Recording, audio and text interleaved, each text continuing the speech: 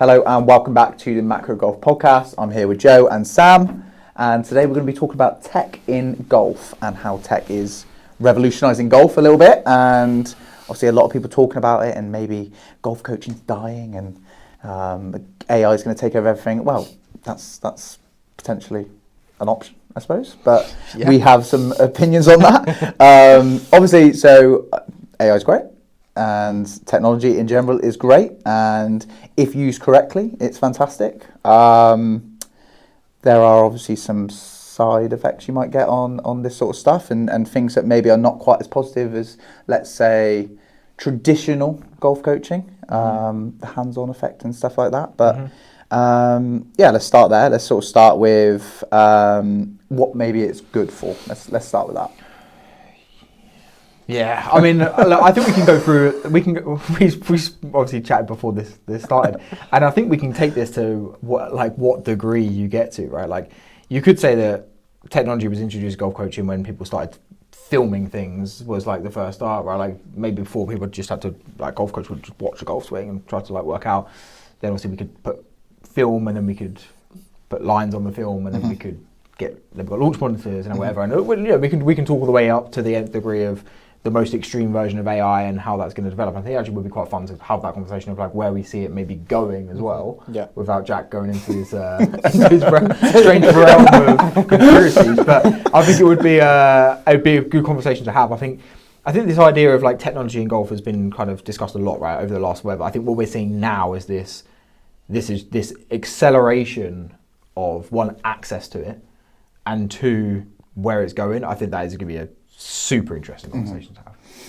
And I don't know, we don't know. There's obviously good. I think generally the information we're going to gather is like, sometimes this idea of having more information is a good thing. There's obviously going to be times where that's not the case, and we'll discuss that as well. But yeah, I mean, technology has been fantastic for golf, right? And just us watching golf on TV. Goodness, shot tracers. Yeah, I mean, imagine watching golf. I now, love like tech. Shot tracer. Tech is amazing. Yeah. Tech is amazing. Whether it's force plates, whether it's full swing, whether it's the launch monitors we got out there, and the simulators we got out there, they're unbelievable. Yeah.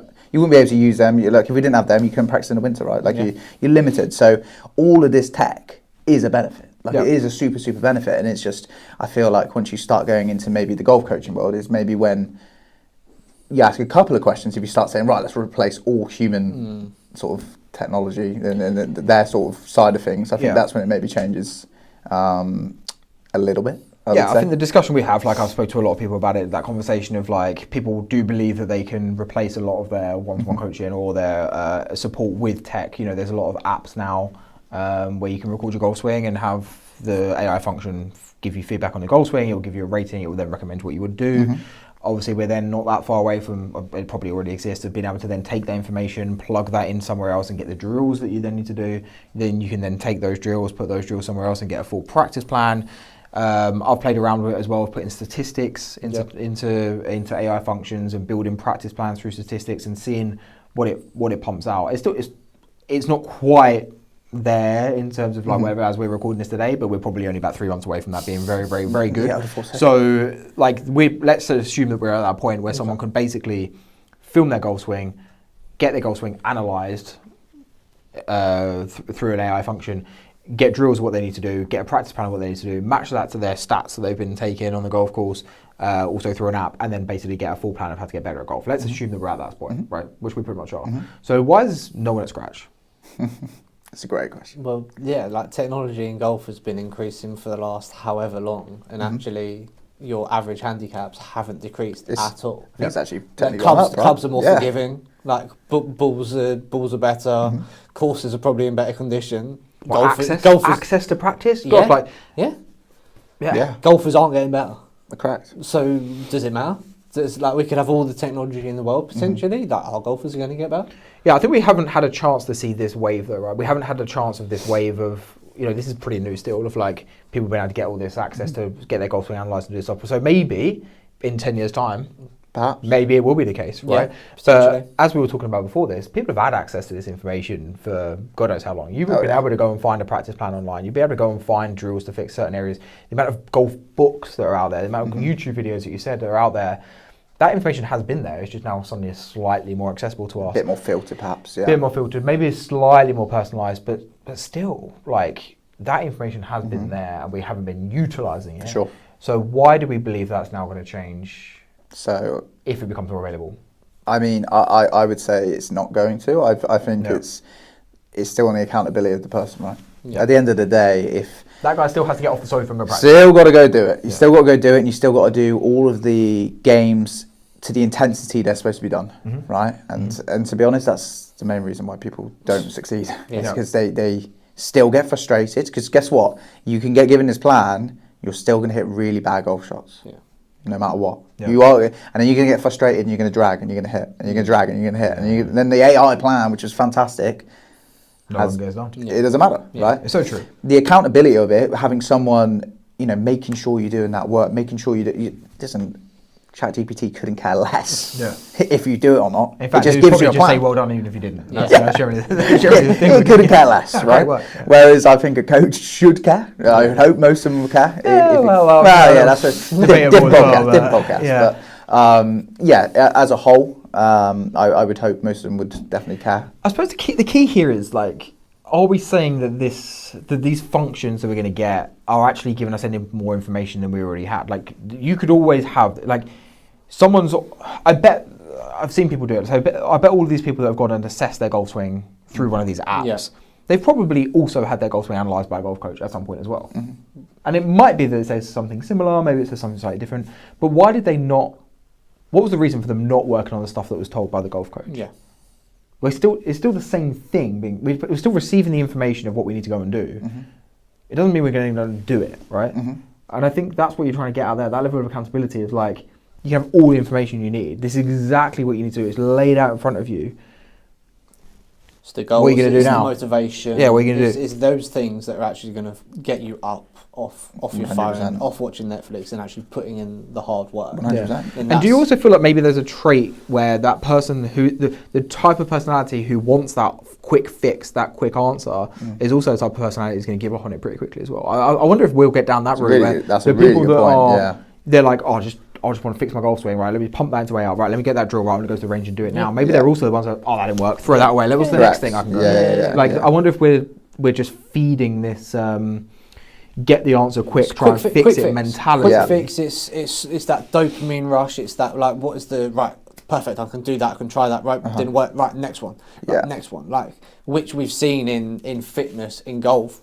Doesn't work. You need some sort of consistency and some sort of just 100%. Grind to those reps just to improve. I think the fitness is a really good example, because I feel like the fitness is maybe one that we've had a bit longer maybe than golf. Like, I'm thinking back to like years ago, showing how many years ago, like when you used to get workouts in magazines, right? So I used to get workout like bodybuilder magazines, and they'd be like, oh, this is thingy's arm day workout. Oh wow, I'll go and do that workout, right? I'm gonna have arms like him. Yeah, I will have arms like him. Like, I want to do that, right? But obviously, not all of us had arms like him. So like, why? so this concept of just having the information has always been there. 100%. Right? And I think the same with the workout ones. Like, we went through a phase when we were doing the fitness side in golf a lot, and it was this idea of we just never sold a fitness plan to anyone. We said, we're not going to sell you a fitness plan because we know you're not going to do it. Like, no, I will do it. Not selling you a fitness plan. We'll sell you coaching, and we'll coach you through it, and we'll guide you through it, and we'll motivate you, and we'll push you, and we'll check up on you with this. We're not just going to sell you a fitness plan because you're not going to do it. Yeah. We've seen it time and time again. And I wonder if that is kind of what we're going to get at here. I don't know. We'll see. But I mean, in terms of the human brainwave, I'd assume that's probably going to be the case. Yeah. I can't see how you can possibly get. You never know where it's going to go, but like how it could benefit sport, it doesn't make sense to me. It can benefit coaching. It could benefit. There's definitely ways it could benefit in that, but in terms of helping the player get off there, and actually go and work, I just can't see it. There's no substitute for motivation and hard work. 100%. I think what we might see, and we're seeing it in football now, and particularly American football, have done it for a long time, is like statistical analysis and stuff. So the game's slightly changing. Super valuable. Yeah. Like long throws this year, for example, in the Premier League, have come back because there's been statisticians that have looked in and say, if we get the ball in here, we're X more likely to potentially create a shot or something like that. Yeah. So like for the statistical side, we might see it affecting Correct. golf. And I think we kind of have done with strokes gained. Like we've spoken about that for sure. before. But in terms of actually like getting that individual to doing the work, me and Joe have said this plenty of times. The perfect training plan doesn't mean anything. Doesn't it's mean completely anything. irrelevant. The training plan needs to be bespoke to that person, their motivations, what they find hard, their lifestyle.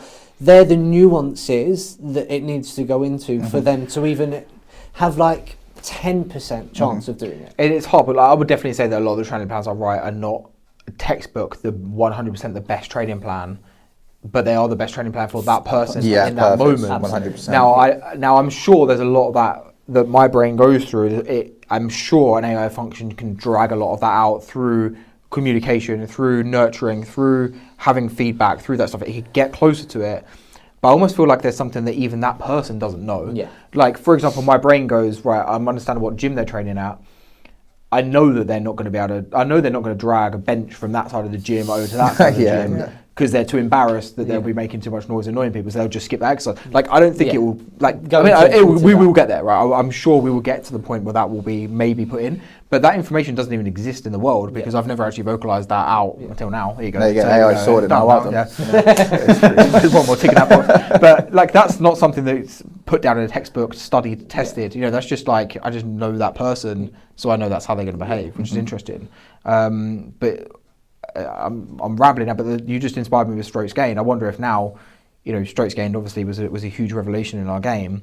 I wonder if we're now on a verge of there'll be a deeper level of strokes gained starting to be developed maybe through the extra data we're getting, and maybe like I think the mental game is a huge bit that at the moment is left untapped in terms of this world. But I wonder if there's some level of matching heart rates and matching anxiety levels and using wearables. You know, obviously wearing Whoop right now.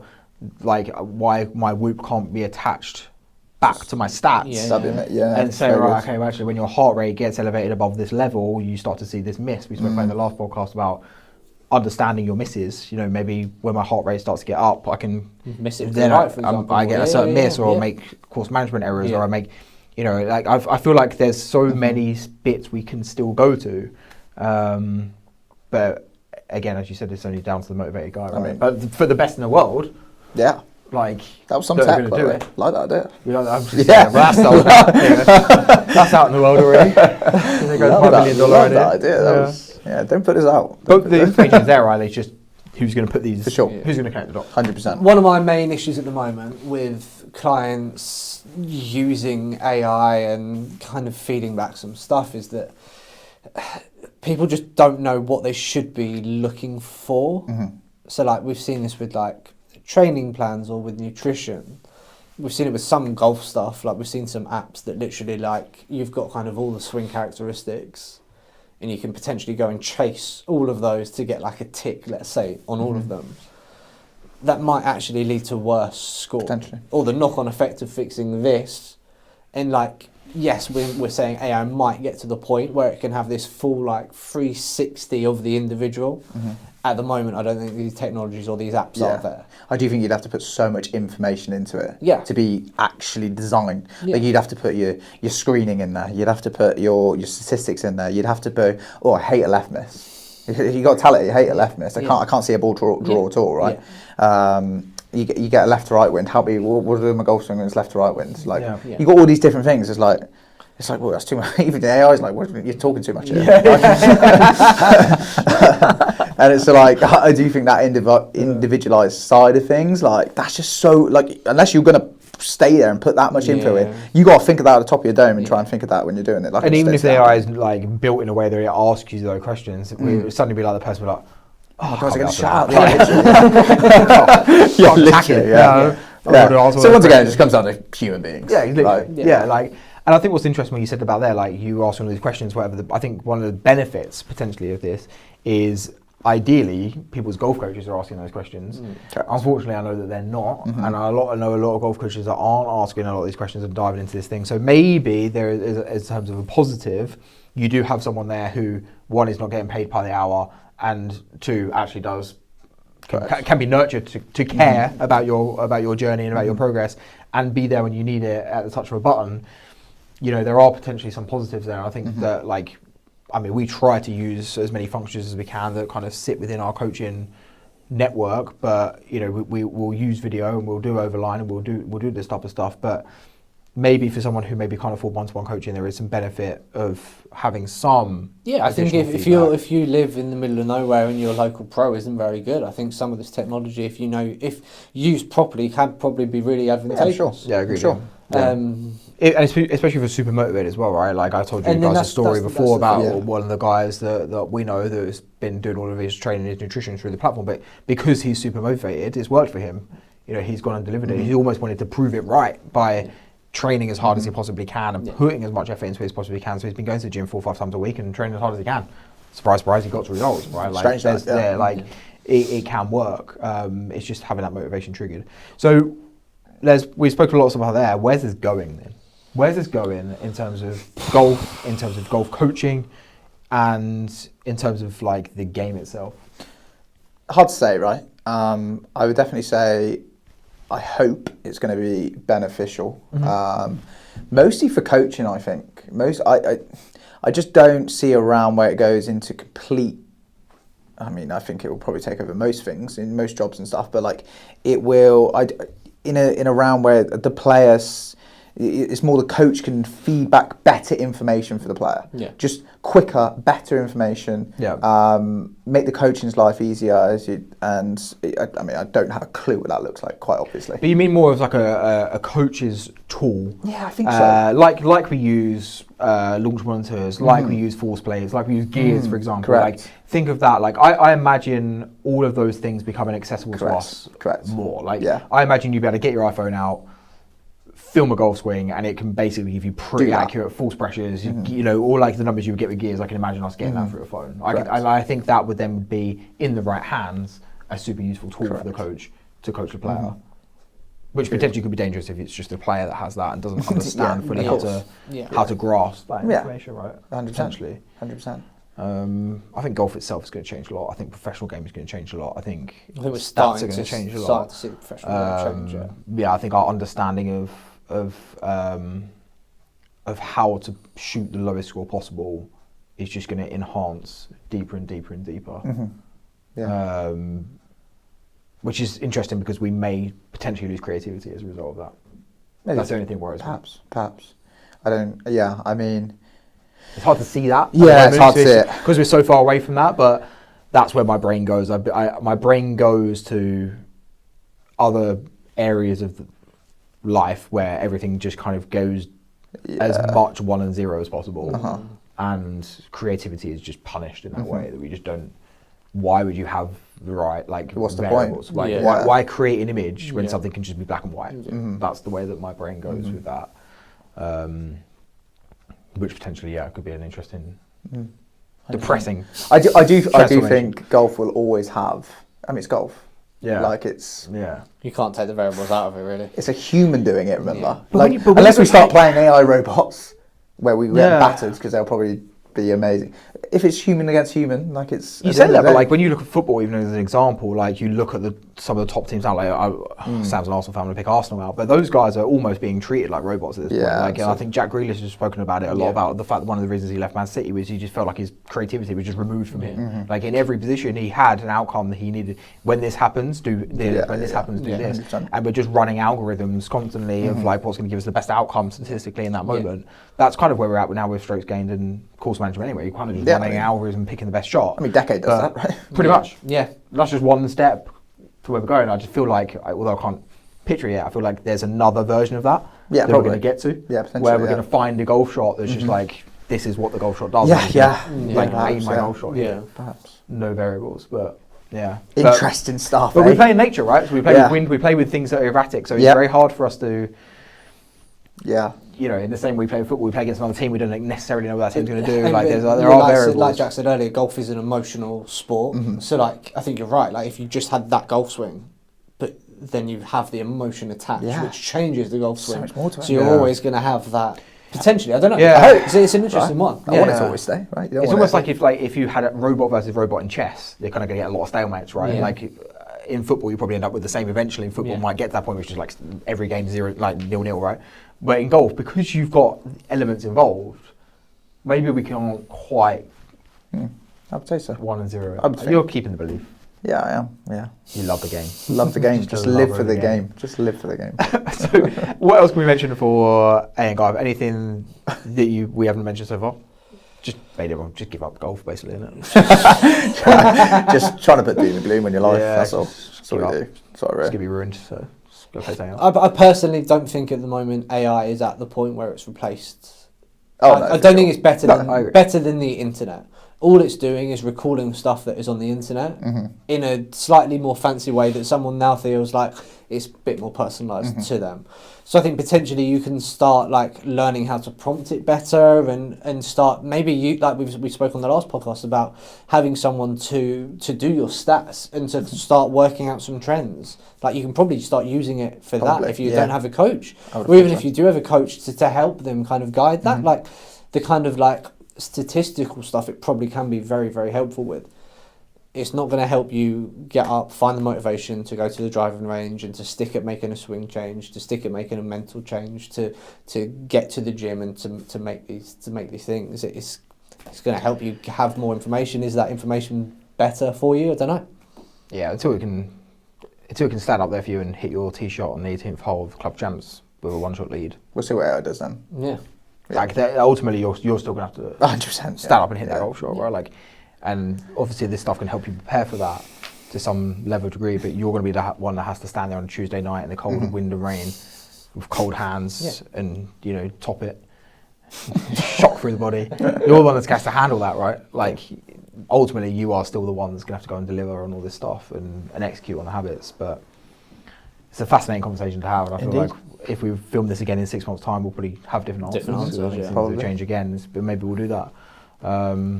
Or maybe someone will look back on this podcast in 20 years and laugh. Yeah, think how wrong we were. How naive. How wrong we were. That's if we're here in 20 years. Yeah, some robot watching.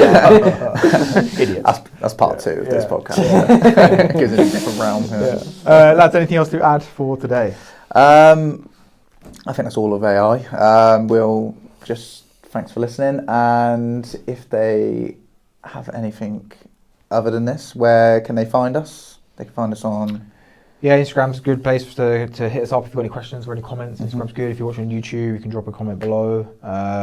We're always keen to hear new ideas on different podcasts to do. So if anyone wants to share any ideas, that'd be fantastic. If you are looking at finding some more stuff about your game and how you can kind of look to kind of eke out these percentages and plug this stuff into AI to improve, we've got our scorecard below. So if you just click the link below, we've got about 30 questions. You're going to get a score on your fitness, technical, mindset, strategy, and with a free practice plan on how to help you improve. And the best thing about that is all AI powered. So actually, when you put your results in, you get personalised feedback plan. So there you go. Us utilising it to its full ability. There you go. Guys, very good. Thanks very much. Thanks, guys. See you next week.